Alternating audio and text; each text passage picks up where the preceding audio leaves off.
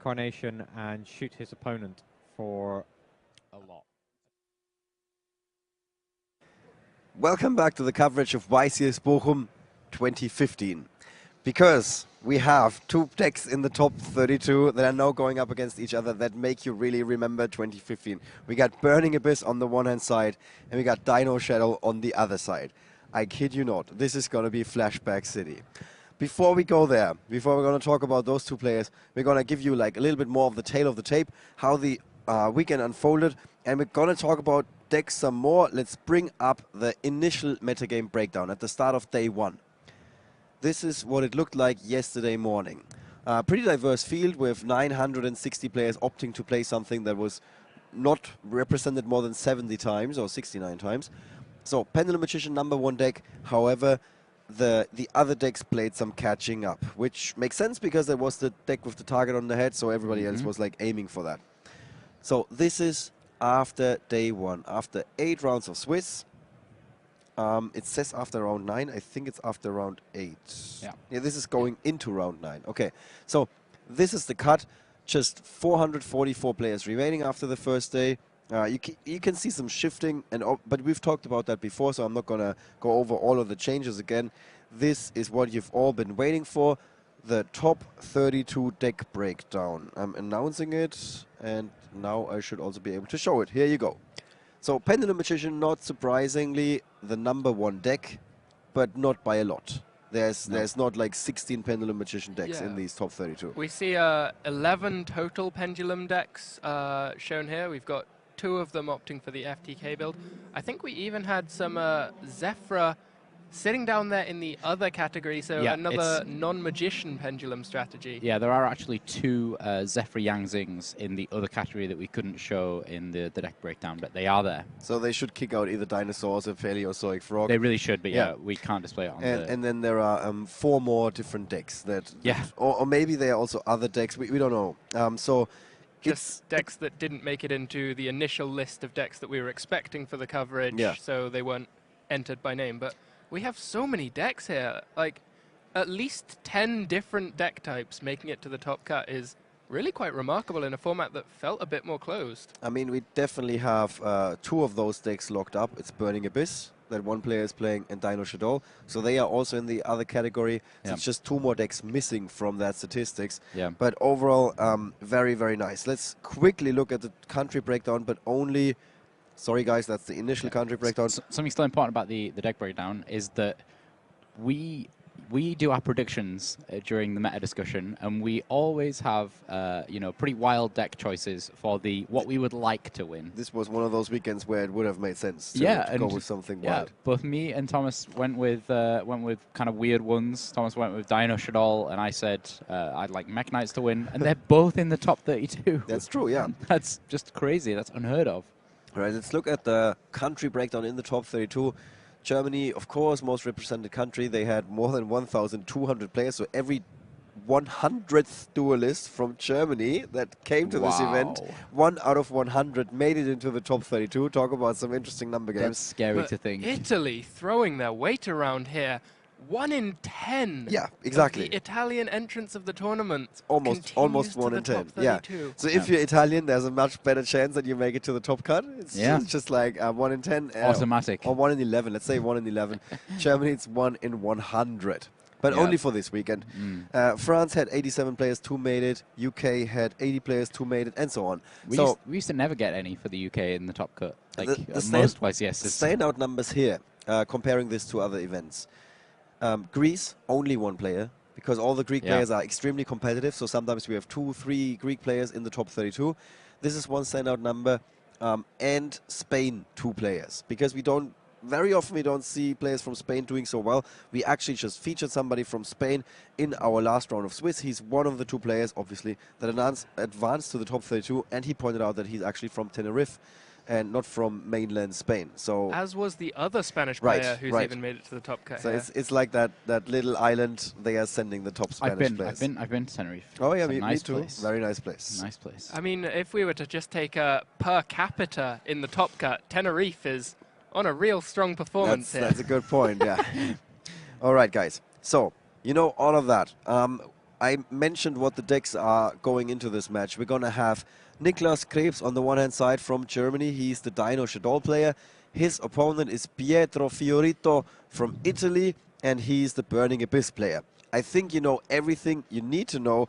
We don't have any expert opinions about these two decks because we were not expecting these two decks. Not at all. So, having said all of that, this is going to be a surprise. This is going to be entertaining. Let's take you to the top 32 feature match.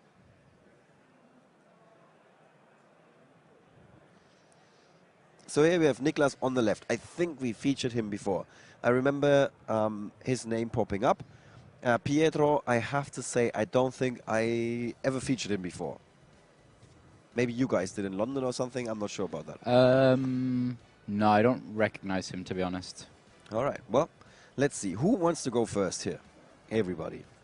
So both of these players will want to be taking first here, but only one of them able to. Niklas has had a really spectacular result through the Swiss rounds of this tournament. He finished up just 4th place after round 11. I think he was first place up until the very last round. I think we may have misspelled Pietro's name here. I think it's Fiorito, not Florito. Just because I've been able to look up his win rate, and his name is Fiorito on here. It's actually an I. Oh, is it? It's Am I not- just blind and I can't see it? It's really hard to make out. Okay. It's almost the same, but it's we Fiorito, anyway. did not misspell him. Yeah, so anyway, so the win rates of these two players... Very active, both of them. Yeah, they're pretty active. So Nicolas, 60% win ratio. That's Okay. pretty good. That is pretty good. Anything above 50 is generally pretty good.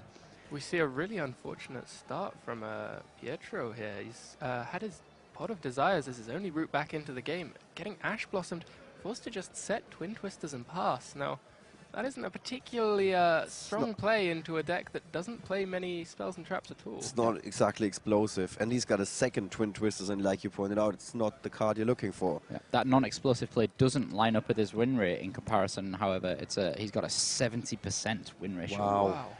Which is, that's pretty strong over a lot of regionals and YCS Rimini as well. It's like close to legend status. Yeah, I think anything over like 75 to 85 is pretty insane. It's cream of the crop. Yeah, exactly.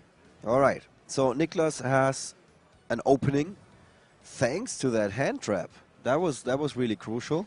And a counter with another Ash Blossom, shutting down the Predaplant play there. Ash Blossom for both players Yeah, here turnabout has is been fair really play here. huge. Right. So Niklas with the left arm offering. He gets the grass, and with an extra 10 cards gone from Pietro's deck, there are going to be a lot of cards sent to the graveyard here, and we're really going to see exactly what happens when this Dino-Shaddoll deck has all its cards to play with. This might already be over here. This is pretty significant. Yeah, considering that Pietro just has Twin Twisters. Yeah. Considering that, yeah. It's not going to be a record 32 mils, but it's not going to be far off it. Yeah. I don't think he needs 32 in that situation. Yeah, they just do it like face up. Please do them face up. There we go. Kiwis. He's like speeding things up. Shaddoll Dragon. The Shadow Dragon will even be able to take out that one set Twin Twisters. Oh my god. It's just adding insult to hasn't intrigue been looking good, actually, after the Shaddoll There's Dragon. a Oh, snow. the snow. There's another Overtex. snow, which doesn't matter. Beast. And that's another It's an, dinosaur. oh, yeah, So there over will up be there. at least 3 effects to activate on the chain here, with the Overtex, the Shadow Dragon, and the Shadow Beast all triggering. Yeah. Love it. I love Shaddoll Beast. It's just so good. Luke is continuing his mission of not getting any fans. Sorry, I wish it was 2015 again. That was my format, man. Stuck in the past. That was my format. All right, so they double check the cards a few more times. The sad Twin Twisters are getting taken out. So Pietro is just left with Twin Twisters and Scar Malebranch of the Burning Abyss in his hand. And there were 2 Fairy Tale Snows with infinite cards in the graveyard. This to game feed is them. done.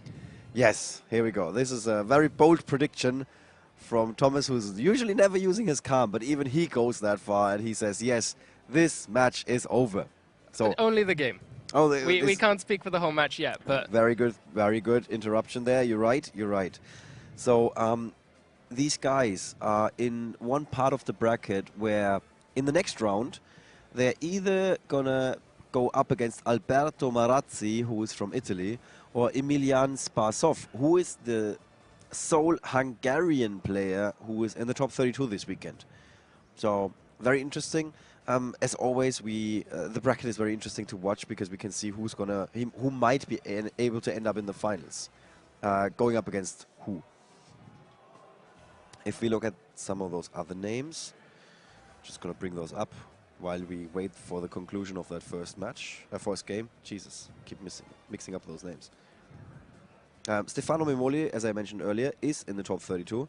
Former European champion, playing Trickster. He's playing against one of the Spanish players, against Oliver Vera Delgado, who's also playing Trickster.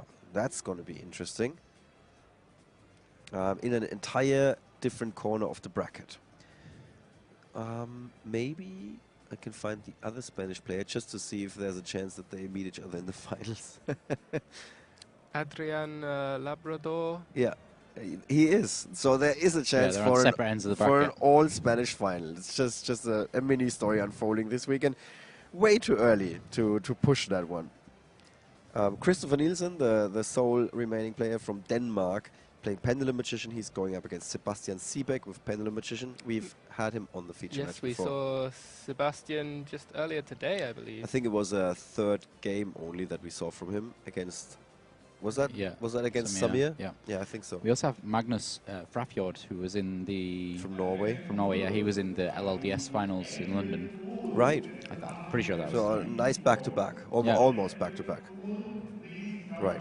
Yeah, pretty much all of these names in this top 32, that's pretty much all. There's quite a lot of them that I recognize. Yeah. Interestingly enough, for a variety of reasons. Yeah. Alessandro Longo and Daniele Stella, for example, they are going up against each other. Both Italian players that were very successful before. When you compare that to Marcus Patel, who was going up against Marco Perico, another Italian player, who's basically, by the way, playing World Chalice. My God. There's another one of the other decks. Yeah. World Chalice. Wow. Yeah, we're just finding them one by one. What a diverse meta. Is that a Gemini FTK as our last other deck making in? Yeah, I think we got all of our other decks. Yeah.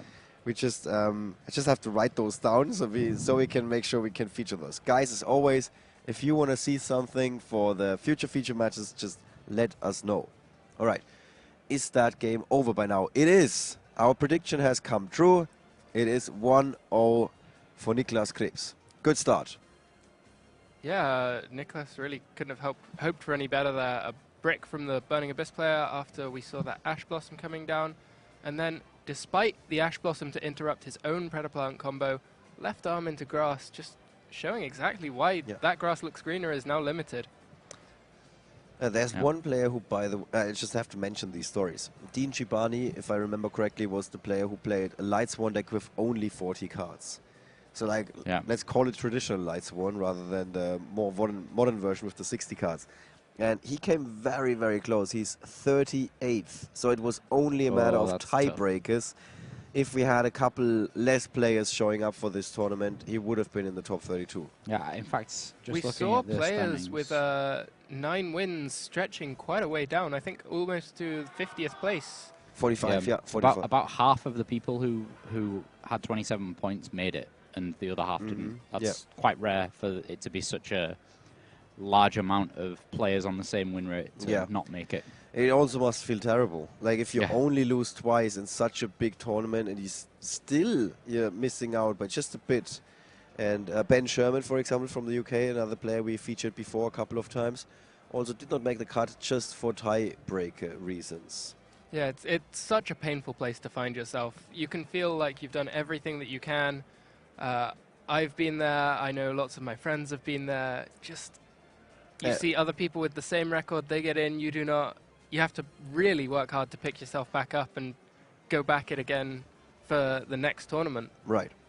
So looking at the side decks of these guys, Pietro is having Gameciel, that's Chaos Hunter. Pretty certain it's Chaos Hunter, we're not 100%.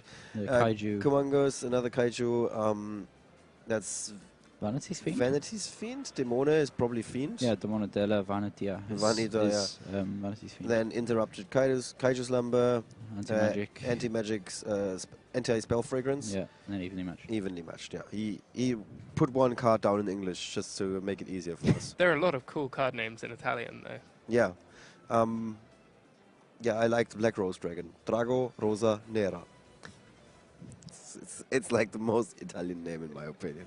Yeah. So it's just like 3 words. One follows the other, and obviously Dragon, Red, Dragon, Rose, and Black. Just in that different order. It's complete reverse of the English name. It's honestly, it's like somebody used Google Translate and then decided we should have the order reversed. Yeah, switch it around just to add a bit of flair. just to make it a bit different. I like a lot the German cards that are just the same in English, but like reversed and attached into one word. Of course, attached into one word. That's It's a my favorite. compound noun. All right, this time it's gonna be Niklas kicking things off, and he just had a gigantic field. His opening hand. Very was pretty surprised to see that. I was expecting Pietro going first? to choose to play first here. Well, he's gonna try and come back with these kaijus. I guess he does have 2 Ghost Ogres. And 2 kaijus, and only 1 Burning Abyss card Yeah. in the hand. good. We've not actually seen much Burning Abyss, have we? No, that's still an understatement. We've seen next to no Burning Abyss. All right, Niklas has Giant Rex, Brilliant Fusion, Predaplant, Off-Wrist Scorpio, and Ultimate Conductor Tyranno in hand. Our boy Dante needs to stop being in the extra deck and come out and see us. Yeah.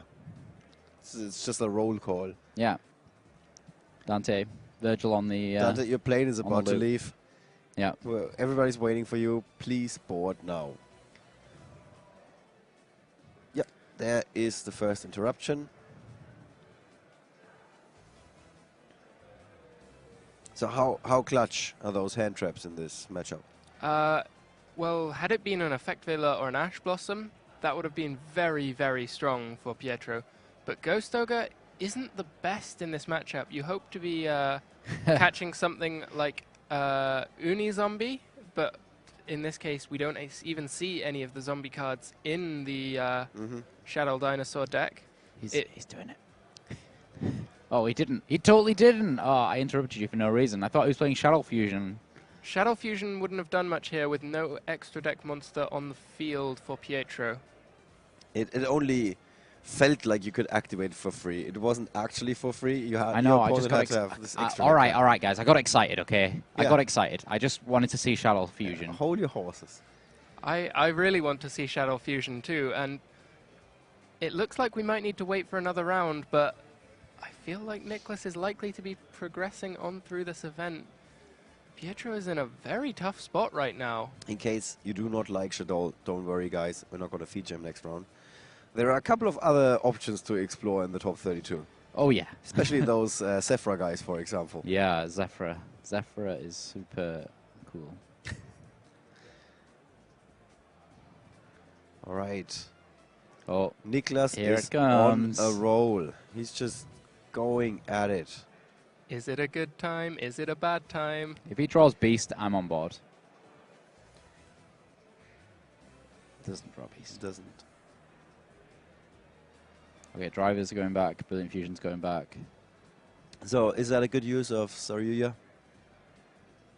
He didn't have many other options with the cards that he had on field at the time. And so he's searching for new plays that might give him some level of interaction. So it's different Definitely a strong move. from those other situations that we saw. Okay, that is it. Not the best opening.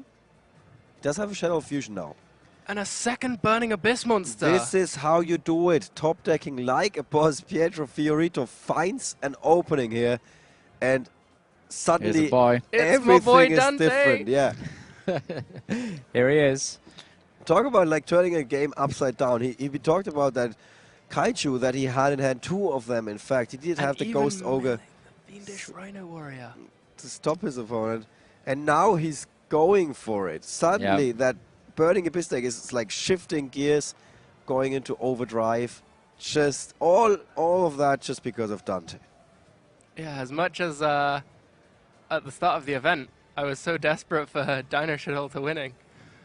Just watching Burning Abyss Yeah. play brings back some fond memories.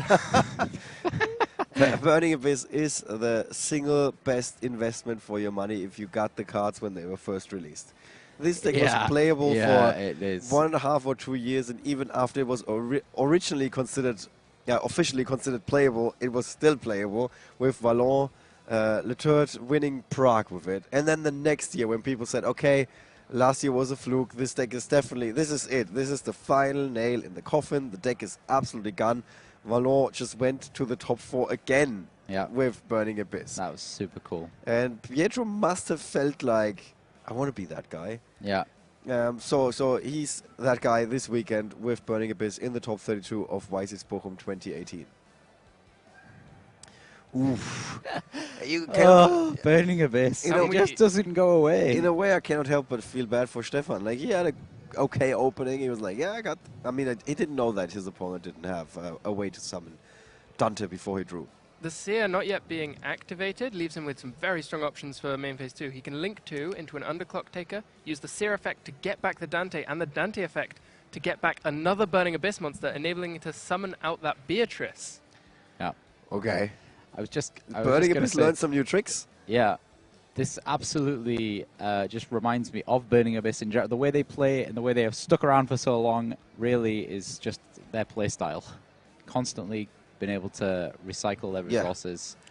Nice around forever. final field that he ends on, Pietro Fiorito.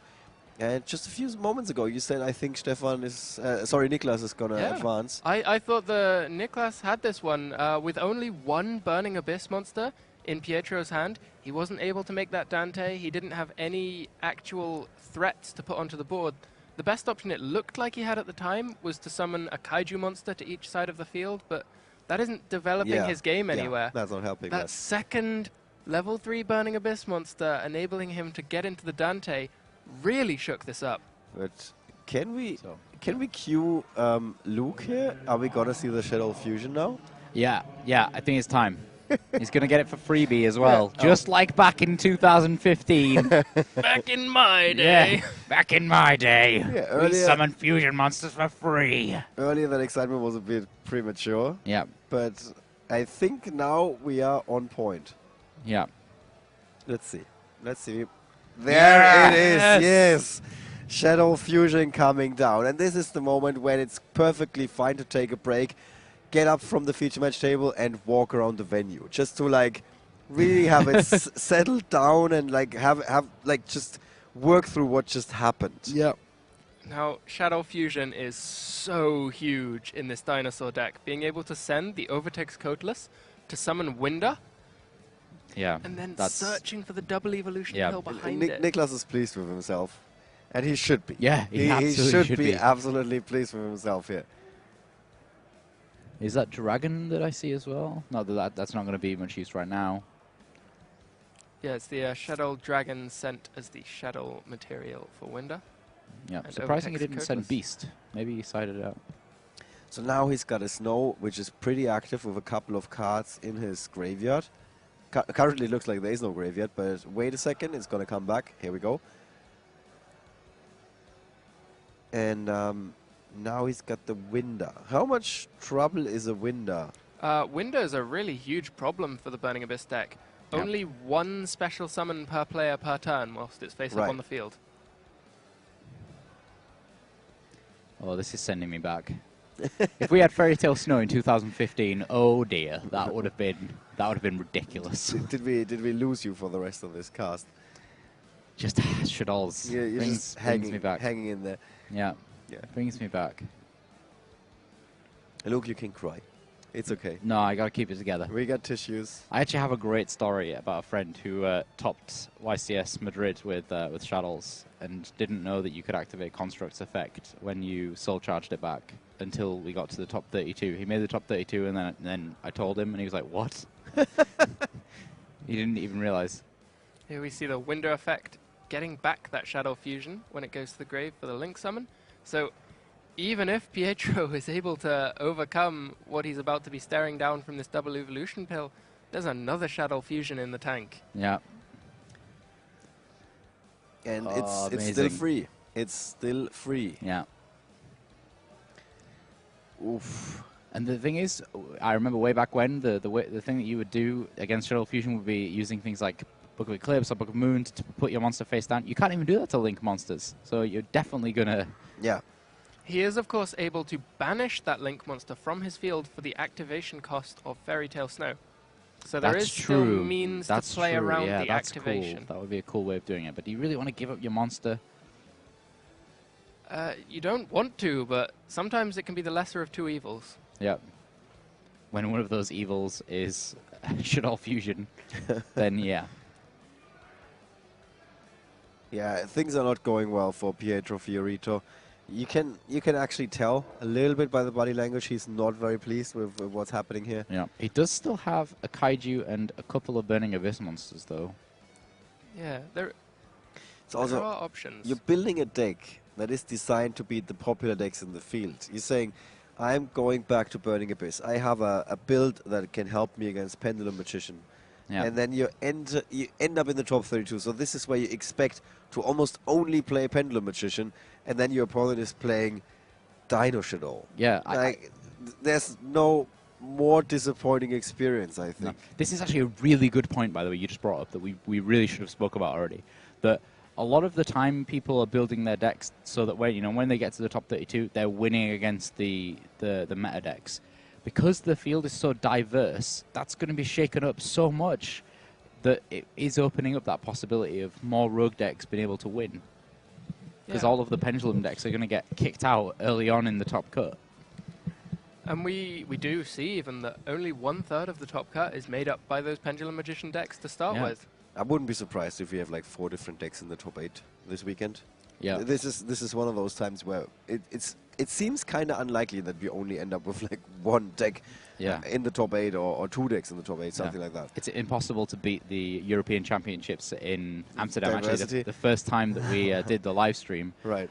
We had 4 different decks in the top 4 in Amsterdam. I remember we had one tournament where we had 8 different decks in the top 8. Oh, really? When was? Do you remember I that? think so. I don't remember which deck it was, which tournament it was, but I'm pretty certain we had that once. Yeah, I distinctly remember the Amsterdam one. It was like Bujin, Light Swan, Mermail. That was Eugen playing Mermail. Yeah. And then something else. I can't remember what the something else was. But yeah, that was the. Yeah, it was great. Okay, so currently it looks like Niklas might be taking this. What can Pietro do to hang in there? Well, Pietro is considering Fairy Tale Snow here.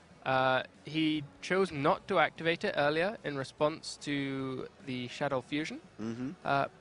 Perhaps that could have been a mistake on his part, but he certainly has that resource available to him. He can shut down the rank 4 play that's shaping up on the other side of the board here.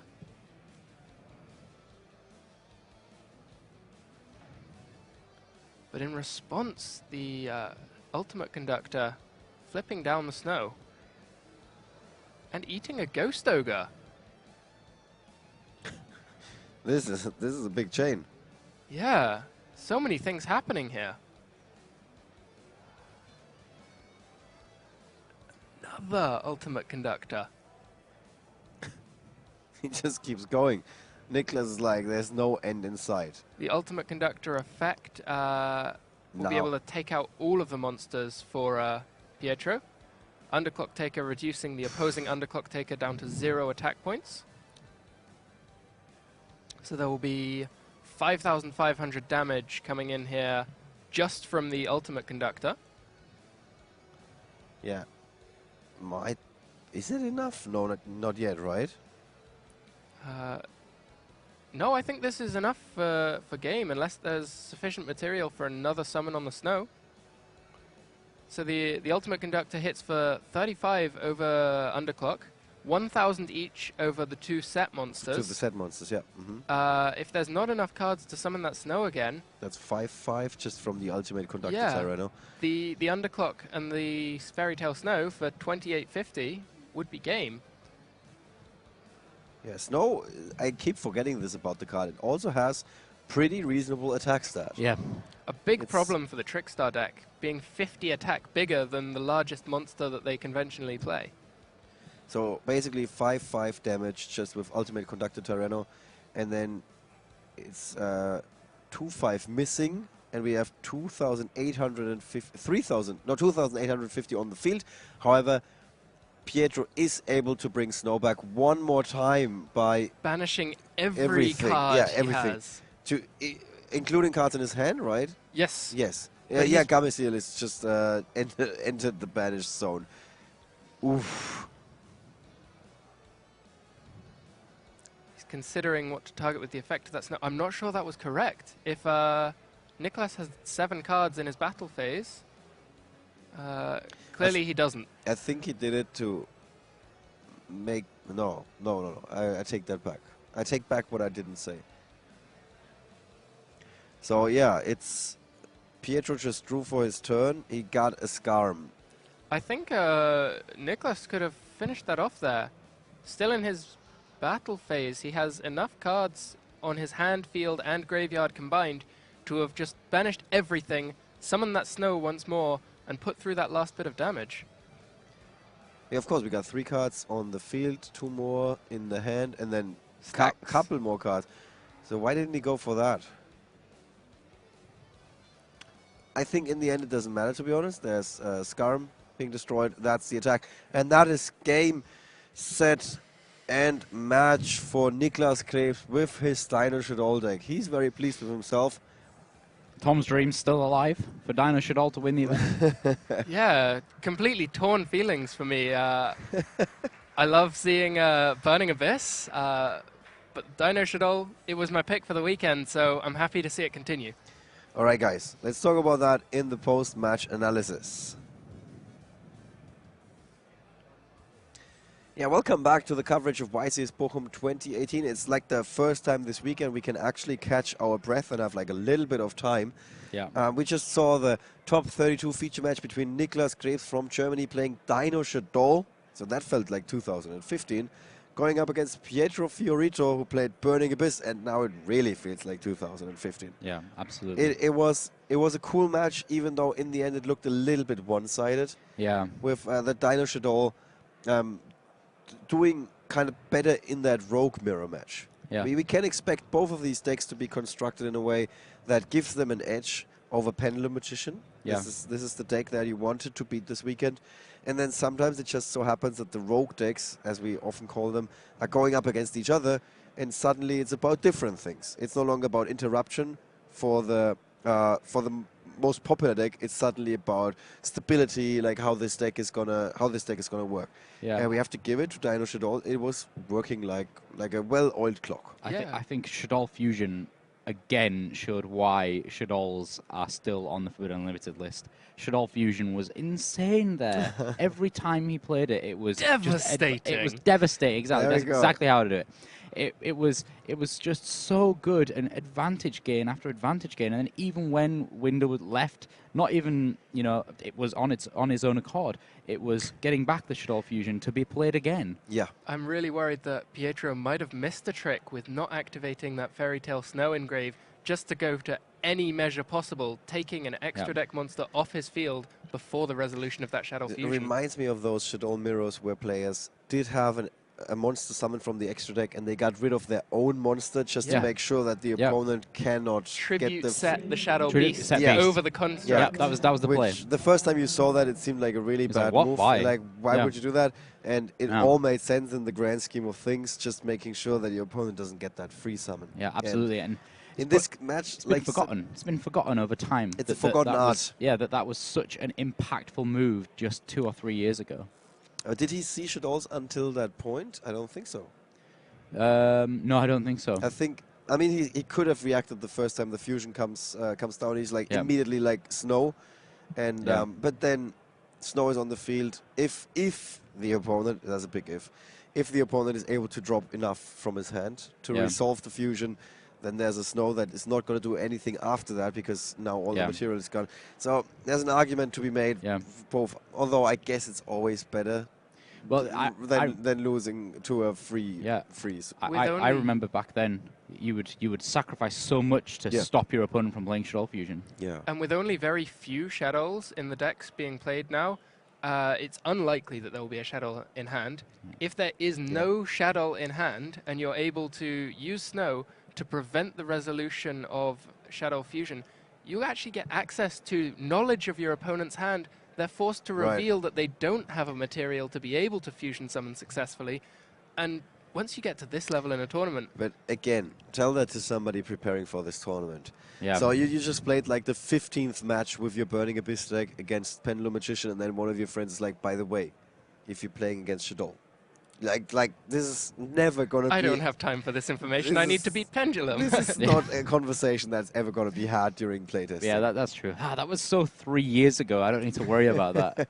You have to be very, very quick on your feet and immediately realize, wait, everything I knew about these matchups for this weekend, I have to forget and bring back my 3-year-old memories about how to play this image now of Pietro just sitting there and then seeing Shaddoll fusion. You know, when you have those like flashbacks in TV shows, just goes...